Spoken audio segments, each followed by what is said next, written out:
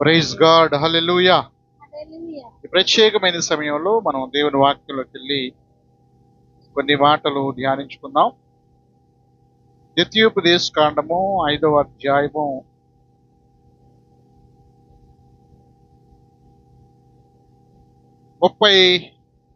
33వ వచనాన్ని చదువుకుందాం. దయచేసి చదవండి.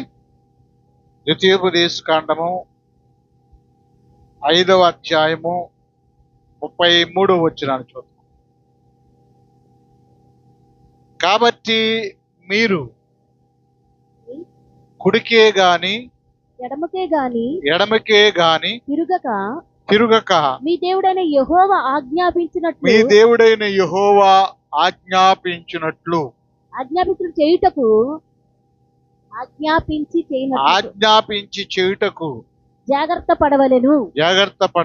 మీరు స్వాధీనపరచుకొని పోవు దేశములో మీరు జీవించుచు మేలు కలిగి దీర్ఘాయుష్వంతులగునట్లు మీ దేవుడైన యెహోవా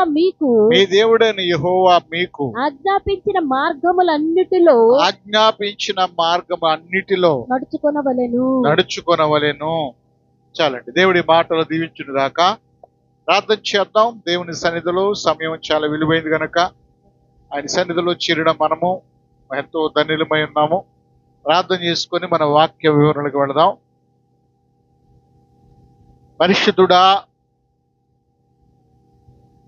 ప్రేమ నమ్మకం కలిగినటువంటి మా ప్రియ పరలోకపు తండ్రి, మీ ఘనమైన నామాన్ని బట్టి, శ్రేష్టమైన నామాన్ని బట్టి మీకే వందనాలు, స్తుతులు, స్తోత్రాలు చెల్లించుకుంటున్నాం ప్రభువా.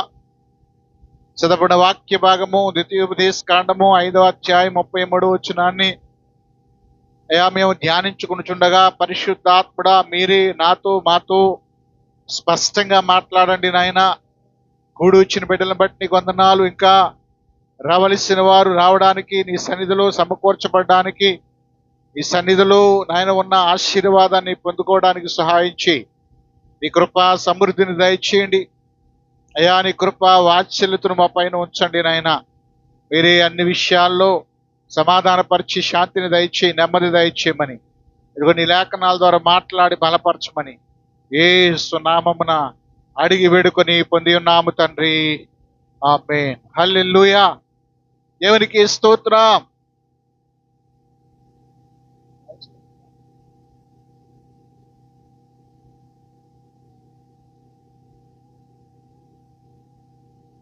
Praise the Lord. హల్లెలూయా. మంచిది. ప్రియమైన దేవుని బిడ్డలారా, దేవుని లేఖనాలను గమనించినట్లయితే, దేవుని యొక్క వాక్యాన్ని మనం పరిశీలన చేసినట్లయితే, దేవుడు తన ప్రజలైనటువంటి వారితో మాట్లాడుతున్నటువంటి మాటలు ఇక్కడ మనం గమనించాం. ఇక్కడ దేవుని ప్రజలు ఎవరు? భూమి మీద మొట్టమొదటిగా తన స్వకీయ సంపాదనగా తన జనులుగా ఏర్పరచుకున్న ప్రజలు ఎవరు? భూమి మీద ఇశ్రాయేలు ప్రజలు. వారు ఐగుప్తు దేశంలో 430 సంవత్సరాలు దాసులుగా, బానిసలుగా ఉన్నప్పుడు వారు దేవుని సన్నిధిలో విడుదల కొరకై ప్రార్థించి కన్నీరు విడిచి మూలుగుతున్నప్పుడు దేవుడు వారిని విడిపించి వారి కొరకు ప్రత్యేకమైనటువంటి ఒక దేశాన్ని, పాలు తేనెలు ప్రవహించే దేశాన్ని వారు నడిపించి వారికి స్వాస్థ్యంగా ఇచ్చినట్లుగా మనం చూస్తాం. అయితే వారు ఆ దేశంలో ప్రవేశించిన తర్వాత, ఏ దేశంలో? పాలు తేనెలు ప్రవహించే దేశంలో ప్రవేశించినాక వారు ఎలా జీవించాలి, ఎలా బ్రతకాలి అనే విషయాలు కూడా వారికి తెలియజేసినట్లుగా మనం చూస్తాం. ఇక్కడ మనం సేవించే దేవుడు ప్రత్యేకమైన వాడు, పరిశుద్ధుడై ఉన్నాడు. ఆయన సర్వాంతరమైనటువంటి దేవుడిగా ఉన్నాడు. అయితే ఆయన సేవించే ప్రజలు కూడా అలానే ప్రత్యేకమైన వారుగా ఉండాలని, ఆయన యొక్క ఆజ్ఞల చేత, కట్టడల చేత ఆయన మార్గంలో నడవాలని ఆయన కోరుకుంటున్నాడు. హల్లెలూయా. అందుకనే ఆ దేశంలో ప్రవేశించక ముందే కానాను దేశంలో ఆయన చెప్తాడు. ఏమని చెప్తాడంటే దేవుడు మోషే ద్వారా, మీరు వచ్చినటువంటి ఐగుప్తు దేశ ఆచారాల చొప్పున మీరు భక్తిని చేయకూడదు అంటాడు. ఆ తర్వాత కానాను దేశంలో ప్రవేశించినాక ఆ కానాను దేశంలో ఉన్న 7 జాతి ప్రజల యొక్క ఆచారాల చొప్పున మీరు భక్తి చేయకూడదు. నేను మీకు కొన్ని ఆజ్ఞలను ఇస్తున్నాను, కొన్ని కట్టడలను ఇస్తున్నాను. ఈ యొక్క ధర్మశాస్త్ర ప్రకారం మీరు నడుచుకున్నప్పుడు భూమి మీద మీరు ప్రత్యేకమైనటువంటి జనాంగముగా గుర్తించబడతారు అని చెప్పాడు. హల్లెలూయా. ఒక ప్రత్యేకమైన జనాంగముగా, జ్ఞానం కలిగిన ప్రజలుగా మీరు గుర్తించబడతారు. నేను మీకు తోడై ఉంటాను, నేను మీకు తోడుగా ఉంటాను, మీరున్న దేశంలో నేను సంచరిస్తాను, నేను నివసిస్తాను, మీరు నా ప్రజలై ఉంటారు, నేను మీ దేవుడినై ఉంటాను చెప్పాడు దేవుడు. ఒక నిబంధన చేశాడు. హల్లెలూయా. ఈరోజు చాలా మంది దేవుని యొక్క ఆలోచనలు గ్రహించలేకపోతున్నారండి. మనము దేవుని కొరకు ఏర్పాటు చేయబడ్డాము. దేవుడు తన కొరకు మనల్ని ఏర్పాటు చేసుకున్నాడు. హల్లెలూయా. మనమేమో దేవుణ్ణి ఈ జీవన సంబంధమైన అవసరతలు తీర్చేవాడుగా ఆయన అడ్డం పెట్టుకుంటున్నాం. ఆయన అవసరాలు తీర్చగలడు కనుక ఆయన దగ్గరికి వెళ్తే ఆయన నమ్ముకుంటే పరిస్థితులు చక్కబడతాయి అనుకుంటున్నాం.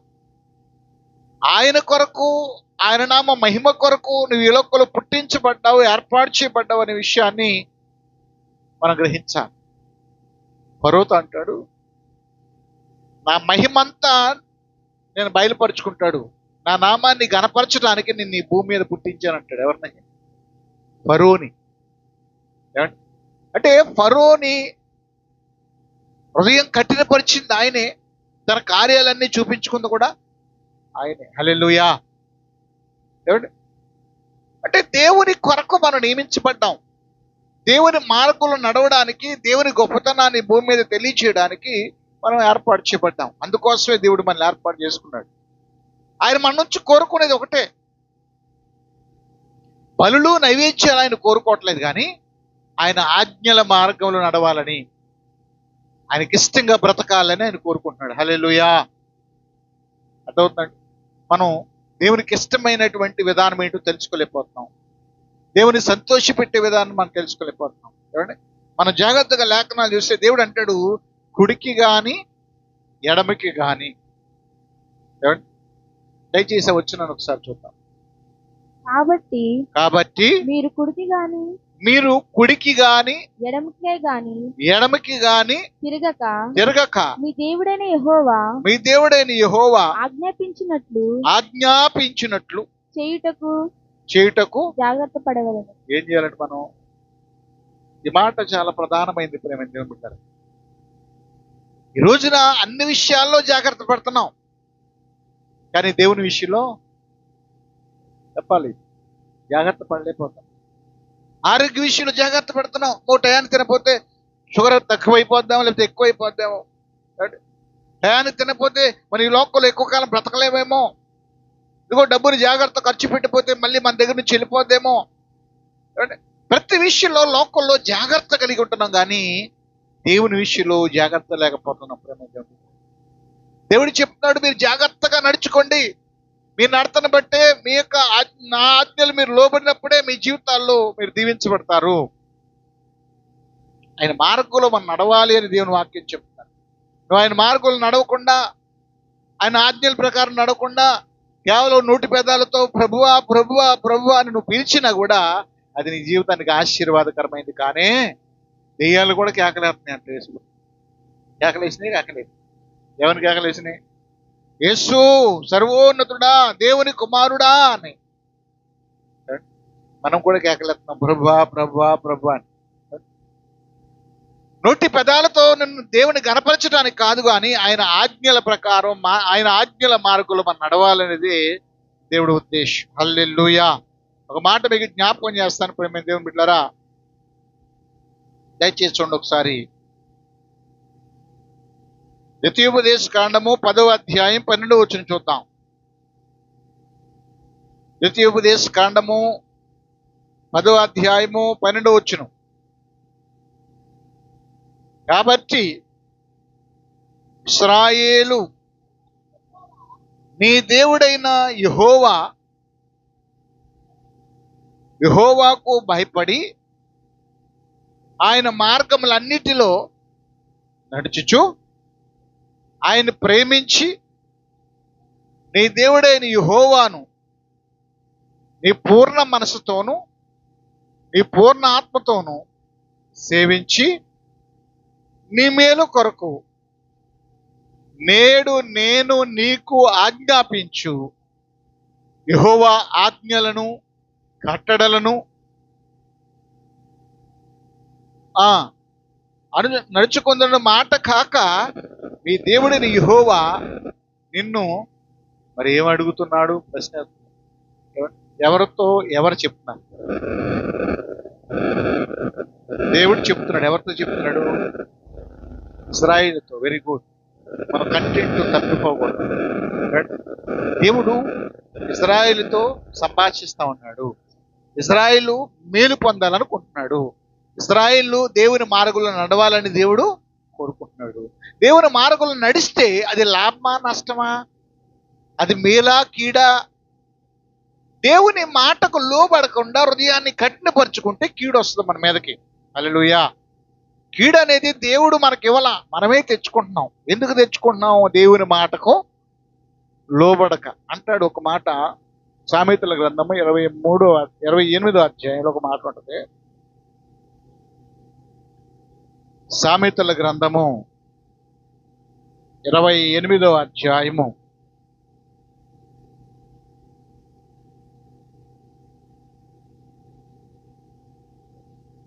14వ వచనం. నిత్యము భయము కలిగి ప్రవర్తించువాడు ఎవరు ధన్యులు అంటండి. ఎవరు భయం కలిగి ఉండాలి? కొంతమందికి దేవుని భయం ఉండదు, దేవుని సేవకులంటే భయం ఉండదు. ఏమండి, అసలు భయమే ఉండదు వారి జీవితాలు. నేను ఎవరికి భయపడినండి అంటారు. నువ్వు మనుషులకి ఎవరికి భయపడినా భయపడకపోయినా పర్లా. ఎవరికి భయపడాలి? దేవునికి భయపడాలి. ఎవరికి దేవుని సేవకుడు ఒక పట్టణం వస్తున్నాడంటే ప్రజలందరూ ఎదుర్కొంటూ వచ్చి, దైవజనుడా క్షేమంగా సమాధానంతోనే వస్తున్నావా అని అతని నోటి మాట విషయంలో భయపడేవాళ్ళు. ఎందుకంటే ఆయన ఏం చెప్తుంది, ఈరోజు నావేమి లేవు. దేవుని భయం ఉంటే దైవజనుడికి మీ విషయంలో భయం కూడా ఉంటుంది. దేవుడు కోరుకుంటున్నాడు దేవుని యందు భయభక్తులు కలిగి ఉండాలని. దేవుని ఆజ్ఞకు లోబడితే నువ్వు దేవునికి భయపడేవాడివి. ఆమేన్. ఏమండి, అబ్రహాముతో అంటాడు, ఏమండి, నీవు ఈ కార్యము చేస్తున్నందున నీవు దేవునికి భయపడువాడవని నేను ఎరుగుదును. దేవునికి భయపడడం అంటే ఏమండి, వంగి వంగి దండాలు పెడతాం కాదండి. ఏమండి, గుళ్ళోకి వచ్చినంత మాత్రమే కిందకే పైకి ఏమండి సిలువు గుర్తులు వేసుకొని దండం పెట్టేసేసి వరకడం కాదండి. ఆయన మాటకు భయపడాలి. ఆమేన్. ఆయన వాక్యానికి భయపడాలి, ఆయన ఆజ్ఞలకు భయపడాలి, ఆయన కట్టడలకు. ఈ రోజున భయమే లేదు. పనిమైంది దేవుని బిడ్డలారా. దేవుని మందిరాన్ని రావట్లేదేంటమ్మా అంటే, దేవుని మందిరం రావట్లేదేంటయ్యా? అగట్ట కుదురుతుండే, మాకు పనులు లేవా? మా పనులు మాకు ఇష్టమైతే ఇష్టం వచ్చినప్పుడు వస్తాం, మాకు కుదిరినప్పుడు వస్తాం. ఏమి లేదు అక్కడ. చెప్పాలి దేవుని భయము. దేవుడు లెక్క అడుగుతాడు. నువ్వు దేవుని సన్నిధిలో గడిపిన సమయం నీ గురించి నిన్ను లెక్క అడుగుతాడు, దాన్ని రాస్తాడు. దానికి ప్రతిఫలాన్ని నువ్వు దేవుని దగ్గర. ఒక్క దినము దేవుని సన్నిధిలో గడుపుట 1000 దినముల కంటే. మరి ఒక్క దినం పోగొట్టుకుంటే ఏం పోగొట్టుకున్నావు? That's all. అది పోగొట్టుకోకూడదని కదా దైవ సేవకుడు నేను పిలిచేది, రమ్మనేది, క్రమం చొప్పున నడుచుకోండి అనేది. దేవుని భయము మన హృదయాల్లో ఉన్నప్పుడే దేవుని దర్శనం చూచుదుము గాక, దేవుని కనుదృష్టి మన మీద నిలుచును గాక. అబ్రహాం దేవుడు పిలిచినప్పుడు సాష్టాంగపడేవాడు, దేవునికి భయపడేవాడు అంట. చిత్తమయ్యా చెప్పండి, నేనున్నానయ్యా చెప్పండి. ఎంత గౌరవం, ఎంత భయం, ఎంత భక్తి. అందుకని దేవుడు అబ్రహాముతో మాట్లాడాడు. ప్రేమ దేవుడు, ఈరోజు ఎందుకని దేవుని స్వరాన్ని వినలేకపోతున్నాం? ఏమండి, దేవుని మార్గంలో మనం ఎందుకు నడవలేకపోతున్నాం? దేవుని భయం లేకుండానే. ప్రేమ దేవుని బిడ్డలారా, ఇక్కడ అంటాడు ఇశ్రాయేలు. ఆనాడు ఇశ్రాయేలు ప్రజలతో మాట్లాడే దేవుడు ఈరోజు క్రైస్తవ సంఘముతో మాట్లాడుతూ ప్రతి క్రైస్తవుడితో మాట్లాడుతున్నాడు. ఏమండి, చూద్దాం వచ్చిన చంద్ర ఒకసారి. కాబట్టి ఇశ్రాయేలు, నీ దేవుడైన యెహోవాకు ఎవరికి భయపడాలి? దేవునికి భయపడాలి. ఎందుకు భయపడాలి? ఆయన సైన్యములకు అధిపతిగు యెహోవా. హల్లెలూయా. ఆయన రోషము కలిగిన వాడు, ఆయనకు భయపడాలి. ఆయనకి భయపడాలి. యెహోవా యందు భయభక్తులు కలిగి ఉండటం అది జ్ఞానమునకు మూలం అంటే. ఇప్పుడు మనం చూద్దాం. ఓ ఇశ్రాయేలు, నీ దేవుడైన యెహోవాకు భయపడి ఆయన మార్గములన్నిటిలో నడుచుచు, ఒకటే భయపడాలి, రెండోది చదవండి వచ్చిన మరొకసారి. ఆయన కరెక్ట్గా చదవండి. ఆయన మార్గములన్నిటిలో నడుచుచు ఆయనను ప్రేమించి నీ దేవుడైన యెహోవాను నీ పూర్ణ మనసుతోను నీ పూర్ణ ఆత్మతోను సేవించాలంటే ఎవరి మేలు కొరకు చెప్పాలి. ఎవరి మేలు కొరకు? పక్కన వాళ్ళతో చెప్పండి, నీ మేలు కోసం అని చెప్పండి. మన మేలు కోసమే. ఒకరిని హెచ్చరించాడు, గద్దించాడు, నీ దిద్దుబాటు చేస్తున్నాడు అంటే నీ మేలు కోసమే. హల్లెలూయా. ఒక వ్యక్తిని గద్దించాలి, హెచ్చరించాలంటే మామూలు విషయం కాదు. నాకెందుకులే అనుకుంటే అసలు ఏ గొడవ ఉండదు. నాకెందుకులే నేను చెప్పాల్సిన అవసరం ఏంటి, సరిచేయాల్సిన అవసరం ఏంటి? వాళ్ళు తిప్పలాళ్ళు పడతారు, వాళ్ళ భక్తి, వాళ్ళు నరకానికి వెళ్తా, పరలోకం వెళ్తా, వాళ్ళ ఇష్టం. నాకేంటి, వచ్చిన కానుకలు తీసుకొని శుభ్రంగా జేబు నింపుకొని నేను బతికొచ్చు మంచిగా అనుకుంటే అసలు గొడవే లేదు. కానీ మేలు నువ్వు పొందాలంటే నిన్ను గద్దించాల్సిన అవసరం ఉంది, హెచ్చరించాల్సిన అవసరం ఉంది. నువ్వు దేవుని ఆజ్ఞలో నడుస్తున్నావా లేదని క్వశ్చనించవలసిన అవసరత ఉంది. నీ భక్తి జీవితంలో నువ్వు ఎలా ఉంటున్నావు అనేది హెచ్చరించవలసిన అవసరత. ఎందుకంటే నీ మేలు కోసమే. ఆమేన్. చాలా మందికి అసలు ఒక మాట అంటే ఇష్టపడరు. అసలు నేను ఎవరితో మాట పడినండి అసహించుకుంటానండి. నీ జీవితంలో చాలా నష్టపోతావు. దావీదంటాడు, నీతి మంతులు నన్ను కొట్టుట ఇడితేనే పడతారు, ఇంకా కొడితే ఎవరు పడతారండి? ఇడితేనే, గద్దిస్తేనే మా పిల్లల్ని ఎందుకు అంటున్నావు, మా ఇంట్లో వాళ్ళని ఎందుకు అంటున్నావు, మా జోలికి ఎందుకు వస్తున్నావు నువ్వు అని తిరుగుబాటు చేసేటువంటి పరిస్థితి ప్రేమ. దావీదంటాడు, నీతి మంతులు నన్ను కొట్టుట తైలాభిషేకం, నీతి మంతులు గద్దించుట అది ఆశీర్వాదకరం. హల్లెలూయా. ఎందుకంటే నువ్వు మేలు పొందాలి, నువ్వు ఆశీర్వాదం పొందాలి, నువ్వు దేవుళ్ళ భక్తి కట్టుకోవాలా, నువ్వు దేవుని కొరకు జీవించాలి. అప్పుడు నీకు ఏం కలుగుతుందంటే మేలు కలుగుద్ది. హల్లెలూయా. మీ వాక్యం బోధించేటప్పుడు మా ఆత్మీయ తండ్రి పక్కన ఉన్నాడు. ఏదన్నా కొంచెం ఎగస్ట్రా బోధించినా ఒళ్ళు దగ్గర పెట్టుకొని మాట్లాడేది, బరువు పోయేది అందరూ. పోతా బాబు ఈయనేంటి ఇలా తిడుతున్నాడు అనుకోండి, మళ్ళీ బాగుపడతాక అవకాశం ఉందా? లేదు. టైం అంటే టైమే, ఆ టైం అయిపోతుంది పక్కన నుంచి నిలబడతాడు. ఇంకొంచెం సబ్జెక్ట్ ఉందండి, పూర్తి అవ్వలేదండి, కొంచెం సమయం కావాలి, కుదరదు. అక్కడ నీకు ఎంత సమయం ఇచ్చాడో. అందుకని మాకు ఎస్టేటీలు కూడా ఒక ప్రార్థన క్రమాన్ని నేర్పుతున్నా. ఎంతసేపు చేయాలో అంతసేపే. నేను ప్రార్థన పరులను గంటలు చేస్తా, కుదరదు. అక్కడ నువ్వు వ్యక్తిగతంగా చేసుకో. నీకు ఏ అంశాలు ఇచ్చామో దాని కొరకే, ఏ సబ్జెక్ట్ కొరకు నువ్వు ప్రార్థన చేయాలి దానికోసే. ఒక క్రమం అనేది, నియమం అనేది మన జీవితంలో తప్పనిసరిగా మనం అనుసరించే వారికి ఉండుముగాక. దేవునికి క్రమం అంటే చాలా ఇష్టం, సమయాన్ని పాటించే వాళ్ళంటే చాలా ఇష్టం. అది మనకు తెలియట్లా లాజిక్. సాతాను ఆ సమయాన్ని దేవుని దగ్గర ఇవ్వకుండా నిన్ను దొంగిలిస్తా ఉన్నాడు, నిన్ను పక్క త్రోవలు నడిపిస్తా ఉన్నాడు. ప్రేమ దేవుని బిడ్డారు, చాలా విషయాలు చెప్పడానికి ప్రేమ దేవుని బిడ్డారు. నీకు మేలు కలగాలని దేవుడు చెప్తున్నాడు. ఆయన మార్గంలో నడవడం తప్ప ఆయన మళ్ళీ నిన్నేం అడుగుతున్నాడు? ఏమైనా డబ్బులు అడుగుతున్నాడా? మీరు నా మార్గంలో నడుచుకోండి మీకు మేలు కలుగుతుంది, మీరు నా యందు విశ్వాసం ఉంచండి మీకు మేలు కలుగుతుంది. అందుకని దావీదు అంటాడు, ఏమండి, వెండి బంగారముల కంటే ఏమండి కోరదగినవి నీ మాటలు అంటాడు. ఏమండి, మన దేవుని మాటలు పక్కన పెట్టేస్తున్నాం, వెండి బంగారాన్ని కోరుకుంటున్నాం. కనుక ఏవి విలువైనవి దేవునికి లేకని చెప్తుంది. వెండి బంగారముల కంటే ఏమండి దేవుని వాక్యము విలువైందంట, కోరదగిందంటండి. అందుకని పౌలు అంటాడు, పేతురు అంటాడు, వెండి బంగారముల వంటి క్షయ వస్తువుల చేత మీరు విమోచింపబడలేదు గాని నిర్దోషమైన నిష్కలంకమైన యేసు క్రీస్తు రక్తము చేత అడగబడ్డారు. నిన్ను కొనడానికి ఏమంటే ఆయన విలువైన రక్తాన్ని చిందించాడు. వెండి బంగారంలో రక్షణ పొందలేవు నువ్వు. వెండి బంగారం నీకు అక్కరకు రావు.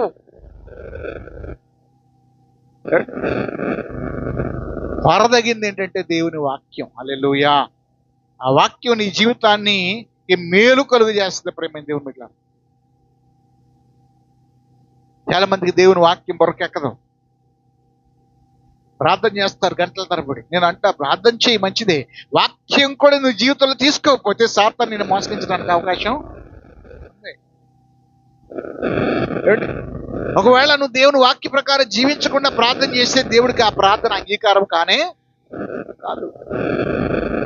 కానీ భక్తి అంటే నీ ఇష్టం వచ్చినట్టుగా, నా ఇష్టం వచ్చినట్టుగా చేసేది కాదండి. దేవుని యొక్క లేఖనానుసారంగా చేసేది నిజమైనటువంటి భక్తి. హల్లెలూయా. మరొక మాట మీకు జ్ఞాపకం చేస్తాం ప్రేమ దేవుని బిడ్డలారా. చూడండి, నేను ముగిస్తాను, సమయం లేదు. కీర్తనల గ్రంథము 119వ సంకీర్తన 6వ వచనం చూద్దామా? 6వ వచనం. నీ ఆజ్ఞలన్నిటినీ 119వ సంకీర్తన 6వ వచనం. నీ నీ ఆజ్ఞలన్నిటినీ నేను లక్ష్యము చేయనప్పుడు నేను లక్ష్యము చేయనట్లు, నాకు అవమానము కలుగనేరదు. నీ ఆజ్ఞలన్నిటినీ నేను లక్ష్యము చేయనప్పుడు నాకు అవమానము కలుగనేరదు. లక్ష్యం చేయటం అంటే ఏంటి? లక్ష్యం చేయటంటే అంటే మనం అంటాం కదా, మన పిల్లల్ని పొద్దున్న నుంచి మొత్తుకున్న మాట లక్ష్యం చేయట్లేదు అంటే వినడం. లక్ష్యం చేయటం అంటే అంటే నువ్వు దేవుని మాటలు వింటే, దేవుని వాక్య ప్రకారం నువ్వు జీవిస్తే నీకు అవమానం కలగదు. ఈ రోజున ఎందుకు మనం అవమానం పొందుతున్నాము అంటే దేవుని వాక్య ప్రకారం జీవించట్లేదు మనం. అందుకని అంటాడు, మిమ్మల్ని బట్టియే కదా అన్ని జనుల మధ్య నా నామము దూషించబడుతుంది అంటాడు. అవమానం ఎందుకు కలుగుతుందంటే దేవుని వాక్య ప్రకారం మనం జీవించట్లేదు కనుక, ఆ వాక్యం మనలో పనిచేయట్లేదు కనుక. ఒకవేళ పని చేస్తే నీ మాటలు మారేవి, నీ ఆలోచనలు మారేవి, నీ తలంపులు మారేవి, నీ నడత మారేది. అవి మారట్లేదు కనుక ఏం కలుగుతుందంటే నీకు అవమానము. నీ భక్తిలో శక్తి ఉన్నప్పుడు నీతో మాట్లాడడానికి కూడా సామాన్యులు భయపడతారు. నేను ఏదన్నా అంటానికైనా కారణం ఏంటి? నువ్వు భక్తి కలిగిన వ్యక్తిగా ఉన్నావు, దేవుని వాక్యం నీ జీవితంలో నువ్వు అనుసరిస్తూ నడుస్తున్నావు, దేవుని శక్తి నీలో ఉంది. హల్లెలూయా. నేను అవమానపరచలేదు ఎవరు కూడా. హల్లెలూయా. ఆ విషయాన్ని మనం తెలుసుకోవాలి. మనం లక్ష్య పెట్టవలసింది ఏంటంటే దేవుని వాక్యం మీద మన మనసును పెట్టాలి. లక్ష్య పెట్టాలి, దేవుని వాక్యాన్ని తీసుకోవాలి. ఈ వాక్యం నా కోసమే, ఇదిగో దేవుడు నాతో మాట్లాడుతున్నాడు, ఇది ఇలా ఉండమంటున్నాడు, ఇలా ఉండొద్దు అంటున్నాడు కనుక ఇలా ఉండితే నా జీవితం బాగుంటుంది, నా మేలు కొరకేనంటున్నాడు, కుడికి ఎడమకి తిరగవద్దు అంటున్నాడు, పూర్ణ మనసుతో పూర్ణ ఆత్మతో సేవించమంటున్నాడు. ఇది నా జీవితంలో నేను అనుసరించాలని నువ్వు లక్ష్య పెడితే కనుక వాక్యం మీద నీకు అవమానం. హల్లెలూయా. నా మాటలు అర్థమవుతున్నాయండి. చాలా జాగ్రత్తగా వినాలా ప్రేమటువంటి దేవుని బిడ్డలారా. దేవుని లేఖనాలు మనం చాలా జాగ్రత్తగా గమనించినట్లయితే, పరిశీలన చేసినట్లయితే, దేవుని వాక్యం విలువను గురించి మాట్లాడుతూ మరొక మాట మీకు జ్ఞాపకం చేస్తాను. చూడండి ప్రేమ దేవుని బిడ్డలారా. ఇర్మియా గ్రంథము 7వ అధ్యాయం 23వ వచనం చూద్దామా? ఇర్మియా గ్రంథము 7వ అధ్యాయము 23వ వచనం చూద్దాం.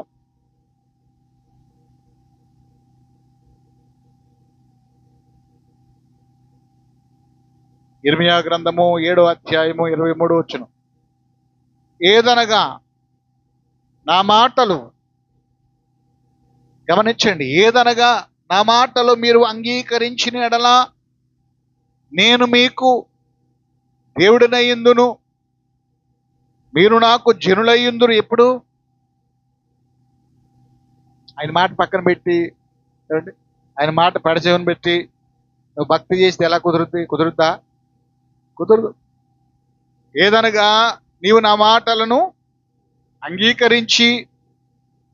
అంగీకరించినడలా నేను మీకు దేవుడనయ్యుందును, మీరు నాకు జనులయ్యుందురని ఉందురు. గమనించండి ఈ మాట. మీకు క్షేమము కలుగునట్లు ఏం కలగాలని ఆజ్ఞాపిస్తున్నాడు ఆయన. అంటే దేవుని వాక్య ప్రకారం నడిస్తే ఏం కలుగుతుంది మనకి? ఇందాకేం చెప్పాడు? మేలు కలుగుద్ది అన్నాడు. ఇప్పుడు ఏం కలుగుద్ది అన్నాడు? చెప్పాలి, ఏం కలుగుద్ది అన్నాడండి? క్షేమము.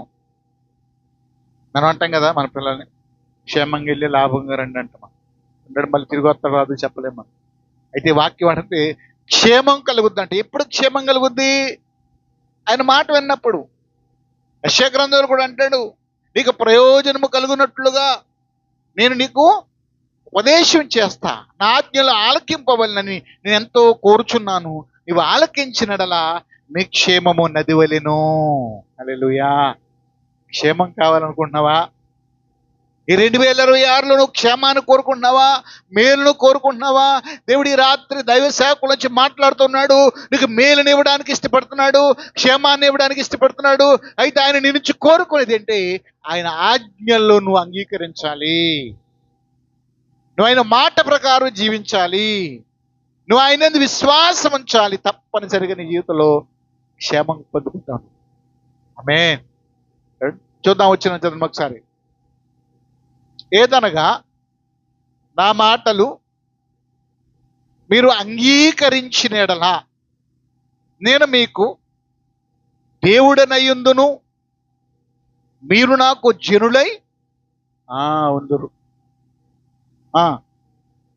మీకు క్షేమము కలుగునట్లు నేను మీకు ఆజ్ఞాపించుచున్న మార్గమంతటి యందు మీరు నడుచుకోండి. నేను ఒక మార్గాన్ని ఆజ్ఞాపించి తిరిగి ఆ మార్గంలో మీరు నడుచుకోవాలి. అట్ట కాదండి పాస్టర్ గారండి, నా ఇష్టం వచ్చినట్టు నేను నడుచుకుంటాను, అప్పుడప్పుడు వస్తాను, మీరు ప్రార్థన చేయండి, మేము కలిగింది ఏదో మీకు ఇస్తాం అన్నారు అనుకోండి, మీరు సరైనటువంటి క్షేమాన్ని పొందుకోవడానికి అవకాశం ఉంటుందా? లేదు. ఏమండి, ఆయన అంటాడు మీరు ఊరికే నిలిచి ఉండండి అంటాడు ఆయన. ఇప్పుడు చూడండి, ఇజ్రాయేల్ ప్రజలు ఐగుప్తు దేశంలో వచ్చి విడిపించినాక 40 సంవత్సరాల్లో క్షేమంగా వారిని గమ్యానికి చేర్చలేదా? పోషించాడా లేదా? దాహం తీర్చాడా లేదా? వారిని విడిచిపెట్టాడు ఆయన. అదొక చరిత్ర మన జీవితాల్లో మనం తెలుసుకోవడానికి. ఆయన ఏదైనా చేయగలడు, సమర్థవంతుడు అని. వాళ్ళు చేయవలసిందంట ఏంటంటే దేవుని ఆజ్ఞల ప్రకారం, కట్టల ప్రకారము జీవించాలి, నడవాలి. ఇది దేవుడి ఉద్దేశం. ఏమండి, మరొక మాట మీకు జ్ఞాపకం చేస్తాను ప్రియమైన దేవుని బిడ్డలారా. లోకాసు వార్త 1వ అధ్యాయము 6వ వచనం చూద్దామా? లోకాసు వార్త 1వ అధ్యాయము 6వ వచనం చూద్దాం.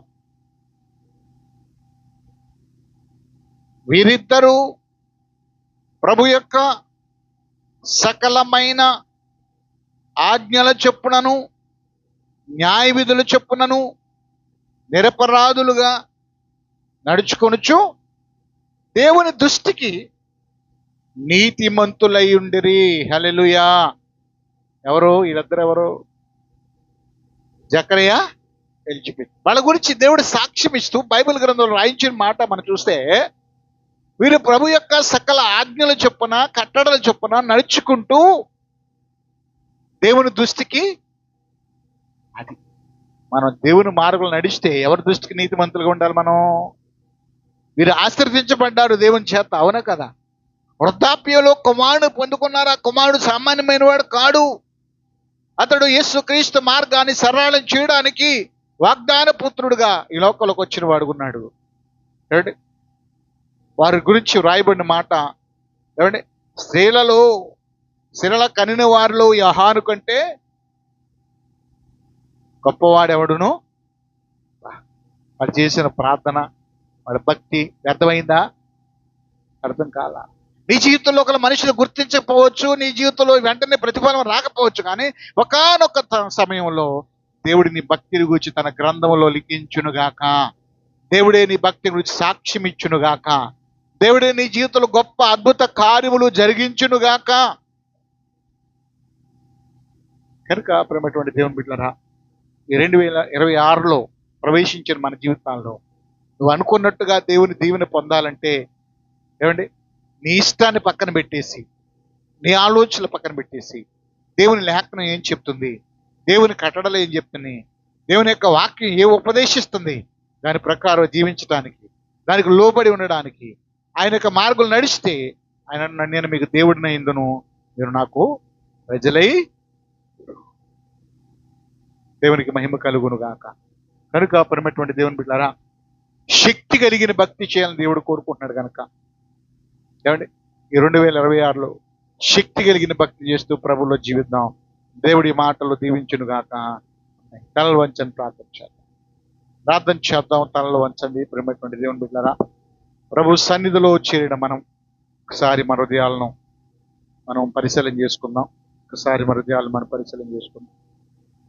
దయచేసి ప్రతి వారు కూడా ప్రార్థన చేద్దాం. ప్రేమ దేవుని బిడ్డలారా, దేవుడి సన్నిధిలో మన హృదయాలు కుమ్మరించుకుందాం.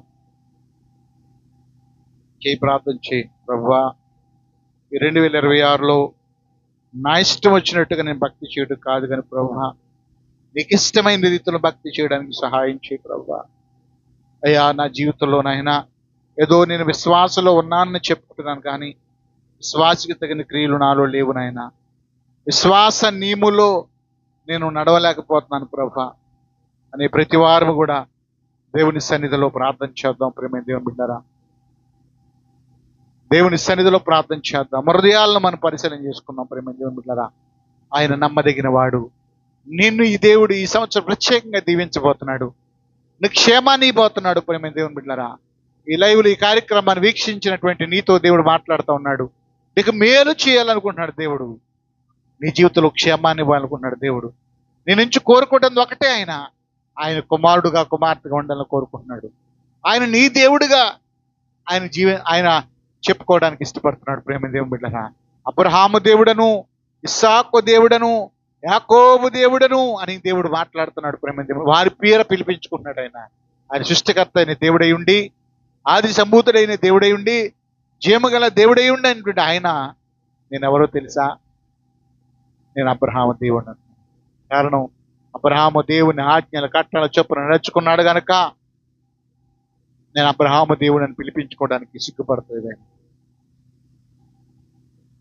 ఇస్సాకు యాకోబుల దేవుడు అని పిలిపించుకున్నాడు. ఆయన ఇశ్రాయేలు దేవుడు అని పిలిపించుకున్నాడు. ఆయన నీ దేవుడు అని కూడా పిలిపించుకుంటాడు. ఆయన నీ భక్తి శక్తివంతమైందైతే, నీ విశ్వాసం బలమైందైతే ఒకసారి మన హృదయాలు మనం పరిశీలన చేసుకున్నాం. దయచేసి ప్రార్థనలు ఏకీపించండి. ఆయన ఎంతైనా నమ్మదగిన వాడు. ఆయన ఎంతైనా కృప కలిగినటువంటి వాడు. ప్రార్థన చేద్దాం. ప్రేమ దేవుని బిడ్డలారా, ఎవ్వరు కూడా మౌనం ఉండొద్దు. అడగండి దేవుని, అయ్యా నేను నీ మార్గంలో నడుచుకుంటానయ్యా. ఇదిగో ఈ నూతన సంవత్సరంలో ఈ మొదటి నెలలో దైవజనుల ద్వారా నాతో మాట్లాడుతూ వచ్చావు నాయన. నా ఇష్టాన్ని పక్కన పెడతాను ప్రభా, నీ వాక్యానికి లోబడతాను ఆయన. ఎందుకంటే నీ వాక్యం నాకు క్షేమాన్ని ఇస్తుందని చెప్పావు నాయన. అయ్యా నాకు మేలుని ఇస్తుందని చెప్పావు నాయన. నాకు ఆశీర్వాదం ఇస్తుందని చెప్పావు అయ్యా. అవమానము కలగదని చెప్పావు నాయన. నా అవమానాలకు కారణం నీ వాక్యాన్ని పక్కన పెట్టవేమో నా తండ్రి. నీ యందు భక్తిని భయాన్ని కోల్పోవడమేమో నా తండ్రి. నన్ను క్షమించు ప్రభువా. చేస్తావు ప్రార్థన చేద్దాం. ప్రేమ దేవుని బిడ్డలారా, ప్రార్థన చేద్దాం. ప్రభు సన్నిధిలో పొరపడదాం. పరిశుద్ధుడా, ప్రేమ కలిగిన తండ్రి, కరుణా కటాక్షం గల తండ్రి, మీకే వందనాలు ప్రభువా. వందనాలనైనా ఈ మైక్ ద్వారా ఎంతమంది అయితే ఈ గ్రామంలో నీ మాటలు విన్నారో, యేసు నామములో వారు ఆశీర్వదించబడుదురుగాక, వారు మేలు పొందుదురుగాక, క్షేమాన్ని పొందుదురుగాక. శుద్ధడానికి వందనాలయ్యా. మరి పోయిన సంవత్సరం అంతా మా జీవితాల అవమానాన్ని పొందేవేమో. నీ మాటలకు మేము లోబడితే అవమానం పొందనేరన్నావు నా తండ్రి. ఎత్తబడిన వాక్యాన్ని బట్టి నీకు వందనాలనైనా. యూట్యూబ్ లైవ్లో ఈ కార్యక్రమాన్ని ఎంతమంది వీక్షిస్తున్నారు నా తండ్రి. వారి హృదయములు తెరవబడునుగాక, వారి హృదయములు తెరవబడునుగాక. దేవాని కృపించండి. ఈ సమయాన్ని పోగొట్టుకుంటున్నారు చాలా మంది నా తండ్రి. నీ సన్నిధిని నిర్లక్ష్యపరుస్తున్నారు చాలా మంది నా తండ్రి. అయ్యా, నీ పని కంటే లోక పనులే ఎక్కువగా సమయాన్ని ఇస్తున్నారు నా తండ్రి. జ్ఞాపకం చేసుకోండి ప్రభా. అయితే వారిని క్షమించండి ప్రభా. నీ వైపు మనసు తిప్పేవారుగా ఉంచండి నాయన. నీ మీద ఆధారపడేవారుగా ఉంచండి ప్రభువా. చేద్దాం, ప్రార్థన చేద్దాం ప్రేమ దేవుని బిడ్డలారా. ఎవరు కూడా మౌనంగా ఉండొద్దు. ప్రభు సన్నిధిలో మన హృదయాలు మనం పరిశీలన చేసుకున్నాం. భాగ్యం వాళ్ళ ప్రార్థన నడిపిస్తుంది. ప్రార్థనలోకి వెళ్దాం ప్రేమ దేవుని బిడ్డ.